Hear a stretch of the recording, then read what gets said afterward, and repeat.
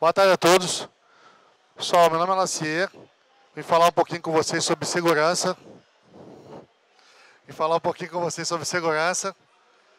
De uma forma um pouco diferente do convencional. Normalmente a gente pensa em antivírus, pensa em firewall, pensa em alguns pontos da estrutura, né?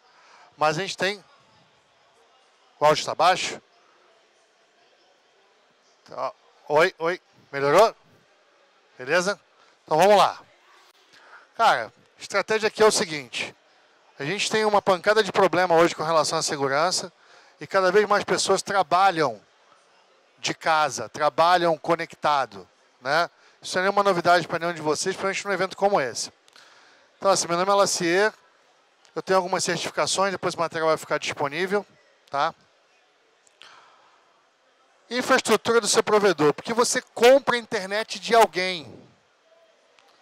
Então, quando você começar a ter mais demanda do seu link, demandas além de coisas não tão críticas, demandas que te geram dinheiro, um trabalho, que você seja um youtuber, ou um gamer, ou um developer, você está gerando receita e você precisa daquele seu link disponível. E além disso, hoje, você precisa que seu link seja mais seguro. Então, você tem aí vários tipos de lixo e várias vulnerabilidades que você pode ter problema na sua estrutura, muito mais do que meramente o seu Wi-Fizinho ser hackeado. É você acordar e ter um ransomware na sua máquina com um cara pedindo Bitcoin. E você socou sua vida inteira dentro daquele computador. E se você não pagar, o cara vai te levar aqueles dados todos embora. Melhor, ele vai publicar seus dados na internet, seja lá o que você tenha dentro do seu computador. Então a gente tem aí ataque de DDoS. Então eu estava jogando e o cara... Atirei num cara, ou hackeei um cara, ou vazei o código de alguém. Ou eu estava de boa na internet e alguém pagou para que a minha estrutura fosse atacada. Isso afeta não só você, mas o seu provedor de internet também. Então é muito importante que você tenha noção de quem você está comprando na internet. Por que você compra a internet do provedor A, que a gente não pode falar nomes aqui? Por que você compra a internet do provedor A, do provedor B, do provedor C? Como é que é feita essa escolha?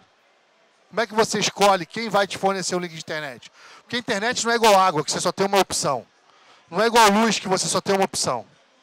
Internet você tem um monte de provedor para fazer isso, né? Você tem os provedores que passam comercial no Jornal Nacional e você tem provedores menores, provedores regionais, provedores no qual você consegue ir lá e negociar melhor com eles. Não só preço não, mas disponibilidade, segurança, estabilidade da rede. Hoje a gente tem um nome novo para esse tipo de ataque. Eles chamam de teste de estresse. Eu não sei se o estresse é do coração dos senhores, do dono do provedor, mas alguém vai ficar muito estressado quando der uma merda dessa por $4. Tá? E a gente tem promoções às vezes, né? E como o mundo hoje é o mundo dos apps, não poderia ser diferente, né? Então a gente tem um app para fazer merda. Um app para fazer ataque. Um app para o cara que te irritou no joguinho, você mandar metralhar o bloco de dados do cara. O bloco de IP do cara. Isso é um gigantesco problema. E sabe o que eu acho bastante engraçado? Eu não vi nenhum stand nesse lugar discutindo esse assunto.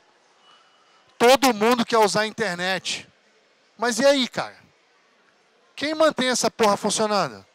Porque a gente está falando de 144 terabytes de lixo. Mas assim, não é lixinho não, não é spam não. É pedofilia, cara. É zoofilia. É os caras fulminando redes de terceiro. É os caras tirando a operação do ar e você abrindo chamado no 0800, fingindo que aquilo não é com você, que aquilo é igual luz. Não, faltou luz, eu abro o chamado na concessionária e eu quero que eles morram. Se vocês pretendem trabalhar com a internet, isso é uma informação relevante. Porque a estrutura precisa ser protegida. Não é só você, não, é que eu paguei o meu antivírus e a única coisa paga na minha máquina é ele, que o restante é pirata, e eu quero me sentir seguro. Fazendo o quê? Pô, Por quê? Como é que a coisa funciona? Funciona assim, ó. Você tem um traficante de arma, porque hoje cybercrime e ataques virtuais são armas, tá? Até porque o dinheiro daqui a pouco vai deixar de existir dinheiro de papel. Não estamos muito distante disso. A gente vai ter alguma criptomoeda. E hoje a maioria dos senhores aqui, se eu não ouso dizer que todos os senhores têm algum tipo de dinheiro de plástico no bolso. Algum tipo de cartão de crédito. Tá? Aí tem o cybercriminoso, que são os caras ativistas, assediadores, mercenários. E na outra ponta tem as vítimas. Que pode ser uma empresa, mas pode ser uma pessoa. Pode ser um cara que está trabalhando em casa e violaram todos os dados dele. Pode ser o seu provedor de internet, pode ser o provedor de infraestrutura, pode ser órgãos do governo. Então, na outra ponta, tem alguém, infelizmente, sendo asfixiado por isso. E você tem good bots, de um lado, que são ferramentas que, de forma legítima, mineram dados na internet para melhoria da internet. E você tem uma vasta coleção de bad bots, que são os caras que usam para fazer fraude, explorar vulnerabilidade. E agora vocês vão descobrir que você está colaborando com isso sem saber. Você tem um brinquedo desse em casa? Todo mundo que tem um negócio desse em casa está colaborando para os criminosos. Porque uma vez que você está acessando imagens de TV que deveriam ser pagas de forma gratuita, alguém está pagando essa conta, porque essa imagem não chega do além na sua casa. Essas imagens não vão pagar na sua casa do nada. E aí, como é que você paga essa conta? Além da sua capacidade computacional, né, do cara estar usando o seu link de internet quando você não está vendo TV, ele está usando para roubar senha da sua casa. Ele está usando para minerar Bitcoin na sua casa. Ele está usando para fazer DDoS usando o seu link de internet. Ou você acha que isso aqui é uma caixa mágica que surgiu do além para que todos nós podemos ter acesso a conteúdo que deveriam ser pago? Jesus fez esse equipamento. Não. Um bando de bandidos fez esse equipamento. E as pessoas compram esse equipamento e põem em casa achando que está tudo bem. Que está maneiro. Que é assim que tem que ser. E não é.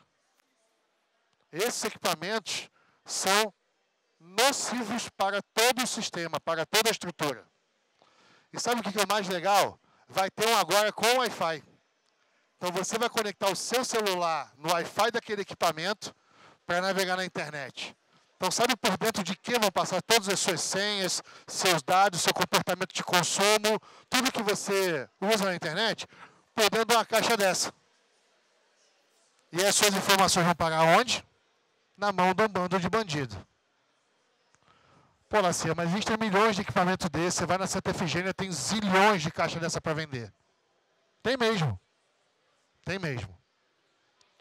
E você acha que eles vão minerar esse monte de dado? Vão. Pode acreditar que vão. Porque quando a coisa é de graça na internet, os seus dados é o que vale o dinheiro. E para manter isso funcionando, é caro pra caramba. Não é barato manter uma estrutura dessa funcionando. É muito caro. E alguém tem que pagar essa conta. Você está pagando essa conta. Você está ajudando a pagar essa conta. Olha, eu não sou nenhum defensor da Apple, não. Eles nem me mandam presente de Natal. Tá? Mas existem vários modelos de Android que já sai zoado de fábrica. Só que estou dizendo, não, está aqui, ó. Eu boto a fonte. Então, se você tem um Android, você gosta das suas fotos que estão dentro do seu telefone, fique bastante preocupado. Não sai baixando qualquer lixo, não sai fazendo qualquer coisa, porque existe uma forte chance da sua foto ir parar em algum lugar que você não gostaria que ela estivesse. Custo com essa brincadeira, tá? $145. Isso é o custo por malicioso, negação de serviço, ataques baseados em web, phishing, código malicioso, entre outros lixos que a gente tem aí circulando na internet, que custam muito caro para todo mundo. Muito dinheiro envolvido. Você tem danos à reputação, queda na produtividade do pessoal, perda de receita, queda na produtividade dos usuários finais, danos à propriedade, violação, roubo. De que lado que você quer estar? Essa é uma decisão inicial. E vou te falar que o lado certo tem mais dinheiro do que o lado errado. E o lado certo te dá dinheiro e você não vai para a cadeia. O lado errado te dá dinheiro, mas você vai cair. É uma questão de tempo. Existem várias empresas trabalhando para que essas coisas não evoluam. Agora, você acredita que a sua infraestrutura está realmente segura? Que a empresa na qual você está passando o seu dado, por maior que ela seja, ela é totalmente confiável? Aonde que a gente pode iniciar essa proteção? Lá na borda, vocês, usuários, precisam cobrar dos seus operadores de link que eles tenham esse tipo de proteção, que a estrutura deles estejam protegidas. Porque segurança é um grande quebra-cabeça.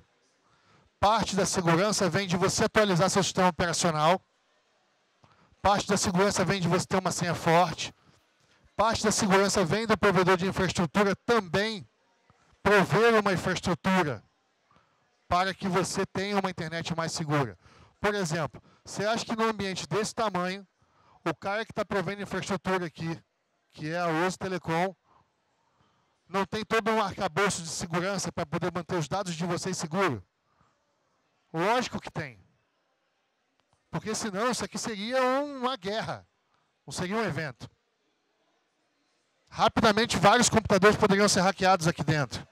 Porque em 15 minutos sentado ali, finalizando o último slide, eu encontrei mais de 3.000 equipamentos com violabilidade por não estar atualizado. Uma simples atualização do sistema operacional, o cara não fez. E aí a gente pode ter 10 milhões de dólares gasto por usuário em segurança e a criatura não atualiza o sistema operacional dele. E ainda quer reclamar. Uma atualização custa caro, gente. Então a gente também tem que fazer a nossa parte. E cobrar que os nossos operadores façam a parte dele. Tá? Existem dois tipos de operadores na internet. Operadores privados, que são os que vendem a internet, e várias empresas que usam da mesma estrutura, como bancos, universidades, empresas que dependem muito da internet, usam o que a gente chama de AS/UF, que é, elas têm seus próprios blocos de IP, mas operam a estrutura igual uma operadora de grande porte opera. Essas estruturas precisam ser protegidas e precisam estar alimentadas de informação de lixo em tempo real. E aí a gente tem alguns paradigmas que muitas vezes a gente associa grife à qualidade, e não é. A coisa nem sempre em telecom, pelo menos, não funciona assim. Tá? Então eu tenho o MikroTik, que é um popular equipamento usado aí pela grande maioria dos provedores de internet, principalmente no Brasil, que tem esse nível de vulnerabilidade.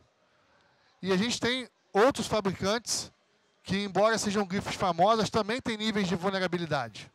Então a gente tem Cisco, a gente tem Juniper, a gente tem a Huawei, e todos esses fabricantes têm vulnerabilidade, não existe equipamento perfeito. Agora, com qual frequência você atualiza aquele Wi-Fi que você tem na sua casa? Com qual frequência você atualiza o seu telefone, o seu computador? Você tem pelo menos o seu antivírus pago? Porque o antivírus de graça, alguém quebrou o antivírus para que você tenha aquilo de graça. Esse alguém embarcou algum código para aquilo ficar de graça. E aí você acha bacanão, que você é foda e pegou aquilo de graça, que está tudo certo, está tudo seguro. E as coisas não funcionam assim. Principalmente nesse ambiente que tem muito programador, você queria que o seu código fosse de graça? O seu trabalho vazasse de graça? Eu duvido que você queira isso. Então, por que com as outras coisas a gente pode fazer? Eu não vendo sistema não, tá, gente? Eu não vendo software. Minha área é telecomunicações e segurança. Mas essas portas ficam abertas e são muito bem exploradas pelos caras que quebraram aquilo para você usar achando que está abafando e, na verdade, você está contribuindo com o problema. E aí, existem empresas fazendo esse trabalho para poder ajudar com que a internet seja mais colaborativa. Então, a gente tem o Manners, que é um acordo de boas práticas para que você tenha uma estrutura mais segura. Então, o seu provedor faz parte desse acordo. Se o cara que tiver internet não faz parte desse acordo, tem algum problema. Porque isso é um acordo global com foco em melhoria da internet e você tem um provedor que não participa desse acordo. Por que esse cara não participa desse acordo? Pergunta para ele. Tem um motivo, tá? Boa sorte com o call center, caso você tenha que ligar no 0800. A gente tem a Team Cambly, que é uma das empresas de segurança mais respeitadas no mundo, que também faz um trabalho magnífico em higienização.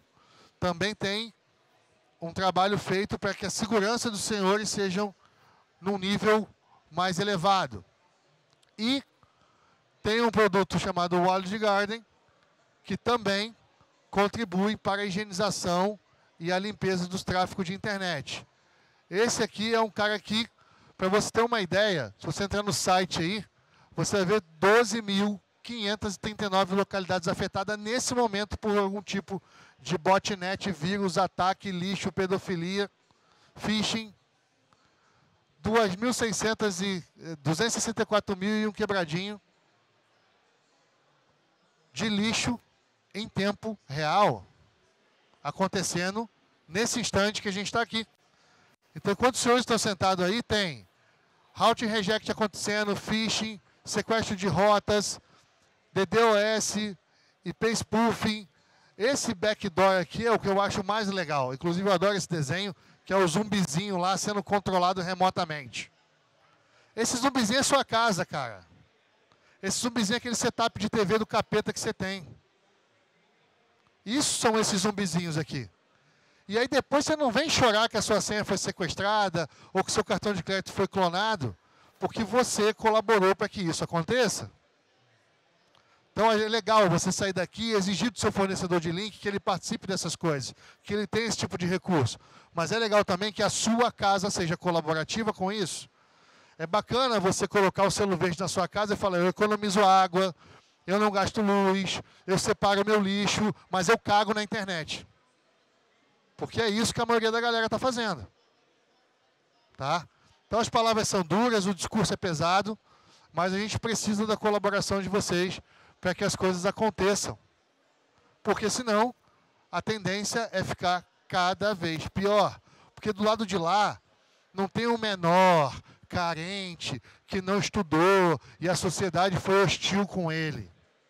Do lado de lá tem um nerd com um nível intelectual altíssimo tomando dinheiro.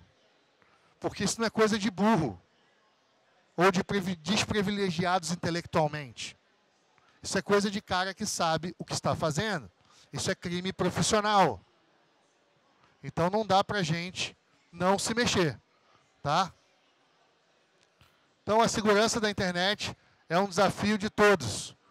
E ferramentas como ferramentas coletivas tendem a ser mais eficientes em mitigar e resolver os problemas. Então, contamos com todos para obter uma internet mais limpa, começando pela casa de você. Assim como você economiza água e separa o lixo, joga no lixo essa bendita dessa box também. Dúvidas, anseios e angústias? Tem um aqui e tem um ali.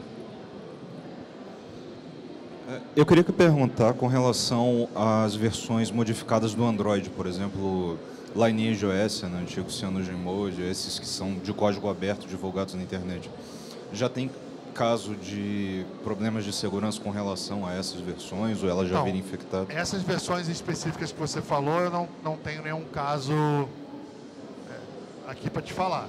Porém, toda vez que você tem um código aberto, você tem que entender qual é a motivação. Tem comunidades muito sérias que alteram o código de Android para buscar mais performance, para poder habilitar mais recursos do equipamento. Essas comunidades são comunidades legítimas. Tá? Agora, existe também muita gente fazendo besteira. Então você tem que, na verdade, mapear a fonte para você poder entender qual é a motivação daquele código que está aberto. Okay. Tá? Obrigado. Mais alguém, pessoal? Dúvidas, anseios e angústias? Boa tarde. Em relação aos sistemas operacionais que rodam nesses boxes, principalmente para TV, né, que o pessoal assiste de graça e tal, geralmente eles são o próprio sistema do Android, muitas das vezes modificados, só que o próprio Google reconhece e deixa você fazer o cadastro. Eles não fazem nada quanto a isso. Não fazem mesmo. Por exemplo, se você montar um bot desse dentro de um app e subir na Google Play, vai subir. Com certeza vai subir. Porque eles não fazem análise do código profundamente. Eles veem se vai dar algum crash no equipamento. Se não for dar, você tem a opção de baixar ou não. Você já acordou de madrugada e seu telefone estava pegando fogo? Provavelmente você tem um minerador de Bitcoin dentro do telefone. E aí ele detecta com a sua geolocalização aonde você está, que você tem um determinado comportamento no qual você dorme de noite, e seu telefone fica quietinho, carregando na tomada. E aí ele usa a capacidade computacional do seu telefone, que hoje são computadores de bolso, tá? Para fazer esse tipo de coisa. Para minerar Bitcoin, para disparar um DDoS. Pô, Lacê, mas meu link de casa é pequeno. Tudo bem. A maioria dos apps, se você parar para pensar, custa 99 centavos. O cara ele não está ali com o seu telefone fazendo ataque. Ele está com o seu telefone mais 1 milhão de telefones fazendo ataque. Então ele precisa de 200, 300K. Não consome nem 1 mega da sua casa. Mas esse 200, 300K multiplicado por 10, 15, 20 mil aparelhos vai fazer um estrago. Não só para quem foi atacado, mas para quem está operando a infraestrutura também. Então o seu operador de infraestrutura, ele protege você desse tipo de coisa? Porque a gente também tem que entender o seguinte, né? No final, vocês são a grande maioria usuários finais, que dependem de uma equipe técnica do outro lado. Por isso que é importante você escolher bem de quem você está comprando. Mais alguém? Aqui, ó.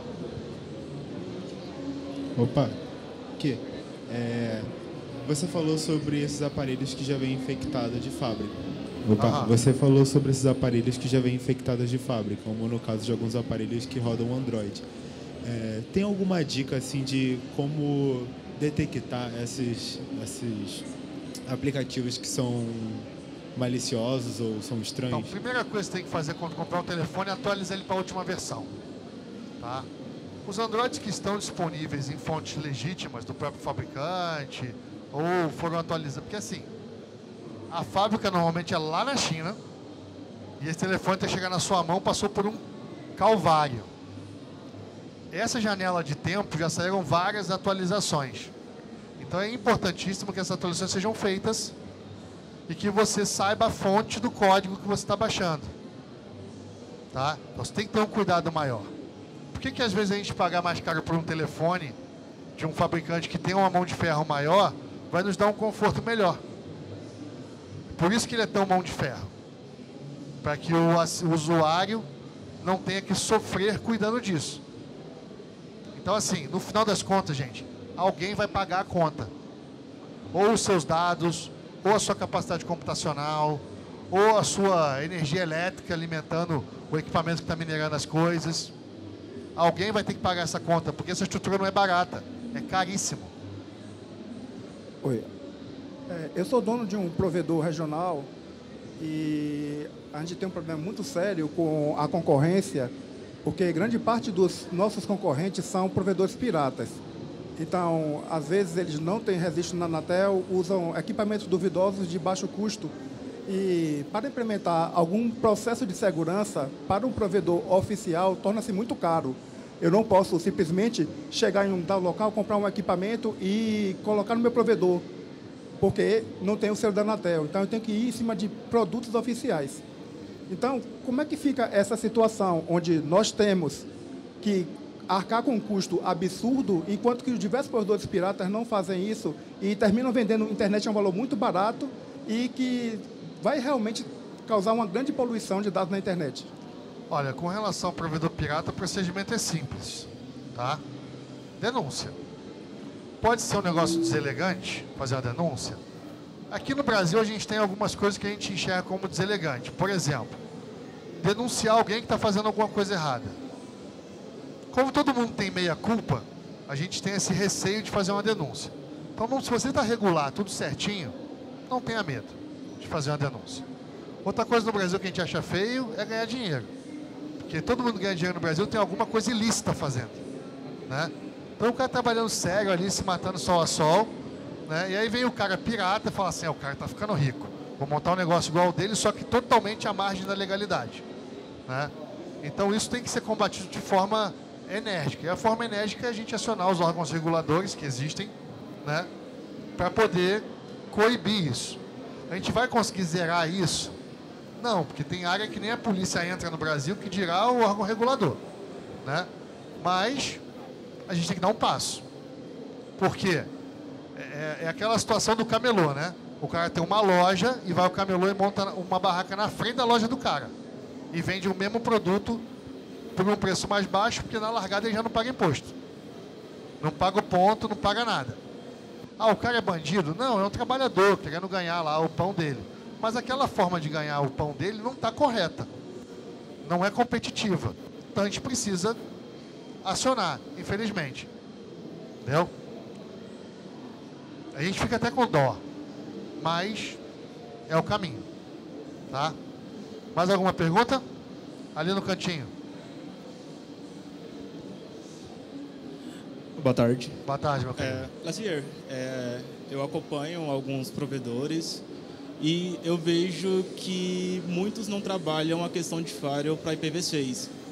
Mas mesmo não trabalhando o firewall no IPv6, os ataques são praticamente nulos. Sim. Pelo menos assim de provedores que eu já acompanhei. Algum firewall... É porque assim, o IPv6, no caso, é uma melhoria, né? Tem uma melhoria... Não é uma melhoria, no caso. Então, são mas dois. ele veio incrementado com algumas melhorias do IPv4. Então, veio seguranças. Você acha que é interessante trabalhar firewall para o IPv6 também?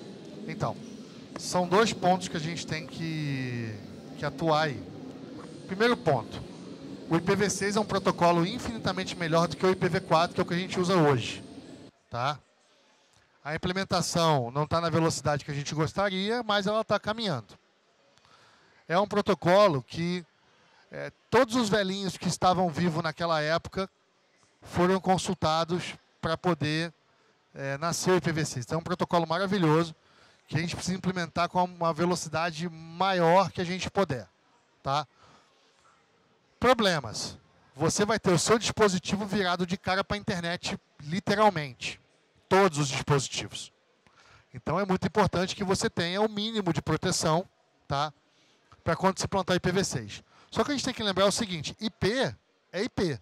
Seja V4 ou V6, quando a gente bloqueia, por exemplo, bloquear a porta 22, que é a porta de acesso SSH.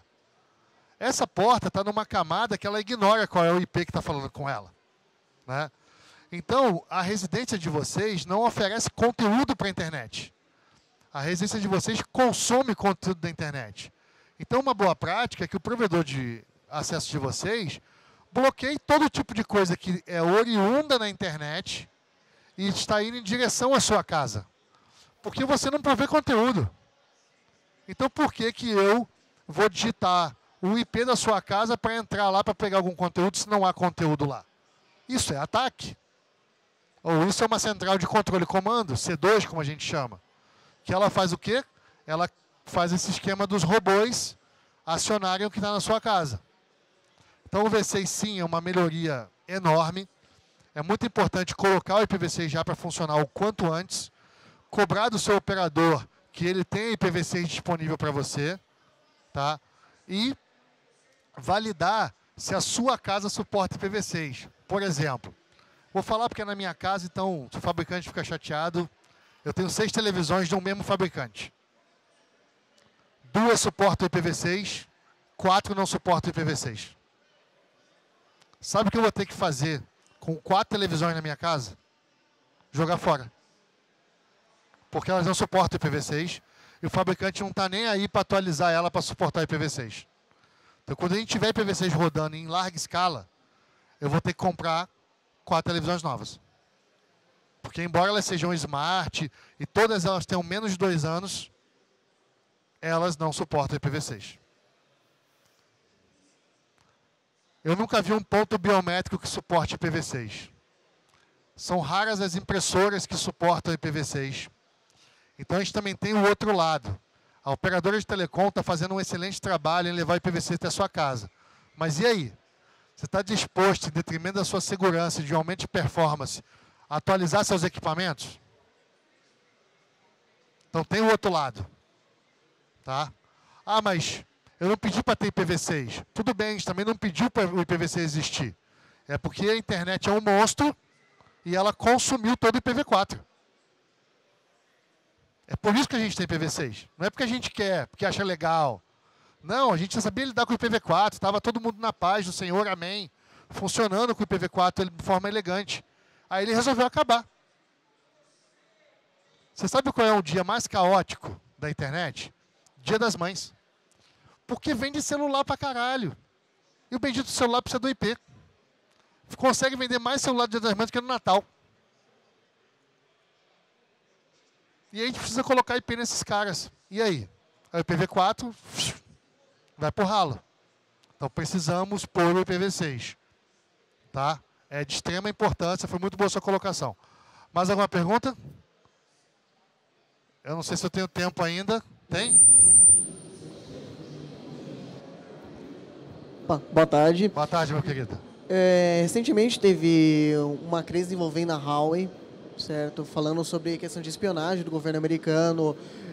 Em que consequências poderia trazer para a sociedade no geral, para quem usa dispositivos da Huawei ou até o próprio roteador que foi mostrado deles? Olha, impacto em massa, tá? Não tem. Agora, tem o impacto velado, que é o cara mandar uma mensagem para você com uma foto sua pouco ortodoxa, que você tenha no seu equipamento, e o cara falar, se você não me depositar 10 bitcoins, essa foto vai viralizar na internet. E besteira viraliza fácil, né? Você imagina uma foto deste gordinho pelado. Que bosta de foto seria. Mas eu não gostaria que essa foto ficasse andando na internet. E a galera, pra zoar, fala, nossa, que gordo escroto, publica aí. Puf, vira vírus rapidão. Viraliza rápido. Então, assim, esse é o problema. Tá? Existe problema com relação ao governo, porque tem informações sigilosas. Existe problema com relação a empresas que estão fazendo coisas que ainda não estão dispostas no mercado, que chama-se espionagem industrial. Então, esses problemas também são problemas graves. Tá? Então, por isso que eu falei, é muito importante você olhar quem é o cara que está te vendendo link. Porque, às vezes, ele pode ser um mega gigante e aí você fecha o olho. Igual a gente fechou o olho para a Petrobras e achou, não, uma empresa daquele tamanho, que é a empresa que a gente ama, como brasileiro, nunca vai ter corrupção. Não precisa nem continuar a história, porque a gente vê televisão, né? Então, não adianta o tamanho da operadora. Ela pode ser pequenininha, super organizada, e ela pode ser gigante, ser uma bosta, ou pode ser o contrário também. Então, você precisa olhar de quem você está comprando, para você entender o que você está recebendo. Mais alguma pergunta? Aqui, ó. Boa tarde. Boa tarde, meu querido. Uma dúvida, até pegando o gancho do nosso amigo aqui, de um tempo para cá tem acontecido um hype gigantesco da presença de eletroeletrônicos chineses no Brasil. Não necessariamente de empresas piratas, mas de empresas que são chinesas. E que, consequentemente, gera aquela desconfiança da questão da pirataria e tudo mais. Esses componentes smarts dessas empresas chinesas, até que ponto está o nível de tecnologia deles voltado para a segurança? Qual o risco de adquirir esses equipamentos chineses, tendo em vista essa questão da segurança? Então, sua pergunta é muito pertinente pelo seguinte, gente. Eu acho que 90% do que está feito nesse ambiente aqui foi feito na China. Isso inclui meu computador, meu telefone, provavelmente meu relógio, esse está aqui na minha mão. Então a gente não vamos falar assim, não, a China é o mal do planeta. Não, o problema não é a China. Porque poderia ter sido feito em Taiwan também. Poderia ter sido feito no Paraguai também. Poderia ter sido feito na Zona Franca de Manaus. Tá? Ser feito na China é uma coisa chamada mão de obra barata. Ponto. Isso é uma coisa. Então a China não é o problema. Tá? Aonde é fabricado não é o problema. O hardware muitas vezes não é o problema. Porque o hardware é um negócio burro. O problema é o software que está lá dentro. Isso sim tem inteligência. Tá? E o software que foi embarcado ali, ele pode ter sido feito no momento em qualquer lugar do planeta Terra. A gente pode ter nerds escravizados na Indonésia fazendo software para essas boxes. Entendeu? Então vamos tirar o estigma da China, vamos focar só no software.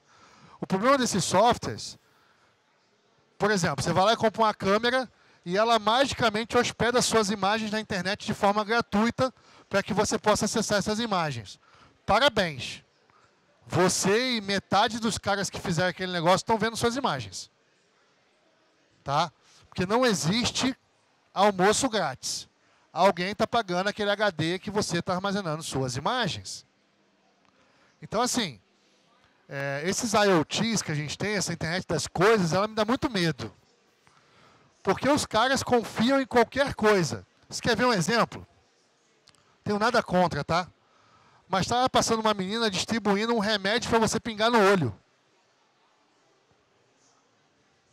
Eu não sei quem deixou. Alguém autorizou essa empresa a passar aqui no evento distribuindo um colírio. Você pinga um colírio que não foi um médico que te disse para pingar aquele colírio no seu olho? Cara, eu não faço isso. Porque o meu olho não tem backup, irmão. Eu só tenho esse parzinho aqui. Se ele der merda, eu vou ficar cego. Então, assim, mas eu vi um monte de gente pegando 3, 4, botando na bolsa. Não foi o médico que receitou aquilo. Então, assim, você usa um equipamento na sua casa, que você comprou, beleza. Você conferiu todas as configurações, ou você usou a senha admin. Eu estava hospedado no hotel em Brasília, num evento que eu estava ontem. Todos os Wi-Fi do hotel tinham minerador de Bitcoin. Todos, sem exceção. Eram 15 andares de mineradores de Bitcoin. Todos os Wi-Fi do hotel tinham senha admin. O usuário admin, senha admin. Todos. O que eu fiz? Atualizei. Troquei a senha para admin 123 arroba, para pelo menos ficar difícil do cara fazer um admin. Cheguei na recepção do hotel, expliquei para o gerente. O cara ficou pálido olhando para minha cara. Ele não sabia o que me respondia. Eu falei, não me responde nada não, porque eu sei que o senhor também não tem resposta. O senhor deve ser formado em hotelaria e não em engenharia. Agora, vai na alma do cara que montou essa rede para você, porque a responsabilidade é dele. Aí o cara falou, não, obrigado. Posso fazer uma coisa por você? Eu falei, pode. Liga para o cara de TI e manda ele vir olhar isso aqui. Porque o que eu fiz não é muito resiliente, mas eu não podia botar uma senha de 12 dígitos, usando maiúsculo, minúsculo, número e etc e tal, para o cara depois não conseguir nem digitar a senha e achar que eu estou de sacanagem com o hotel dele. Tentando ajudar. Bares e restaurantes. A minha esposa fica irritadíssima. Porque eu entro, primeira coisa que eu peço, senha do Wi-Fi. Segunda coisa que eu testo, senha do controlador do restaurante. Normalmente a gente entra em 5 minutos. Porque a senha ou é o telefone do restaurante, ou é admin, ou é root, ou é 1, 2, 3, 4. Ou quando você está mais elaborado e empolgado naquele dia, é o nome do gerente. Que é para ele não esquecer a senha. Então, assim, isso é colaboração com o lixo de forma involuntária. Tá? Essas pessoas não estão fazendo isso de sacanagem. Elas são leigos, são usuários finais, são formados em outra coisa. Ah, Lacer, mas se o cara for médico, filho, ele sabe abrir você, ele não sabe configurar o equipamento. Mas se o cara for advogado, ele pode ser o presidente da República. Ele não estudou para aquilo ali. Como eu não sei fritar um ovo. Eu vou esquentar água para fazer chá para minha filha, eu boto fogo no pano de prato. Eu na cozinha sou hostil. Eu na frente do computador ganho um dinheirinho. Então, assim, a gente também não pode falar assim, não, porque eu só atendo o pessoal que tem nível superior. É todo mundo engenheiro que se atende? Até porque se o cara for engenheiro civil também fudeu, né? Porque ele sabe construir um prédio. Ele não sabe configurar equipamento. Então não adianta. Nós, técnicos, temos que fazer a nossa parte e conscientizar para que as pessoas reconheçam equipamentos que são nocivos, reconheçam esse tipo de problema.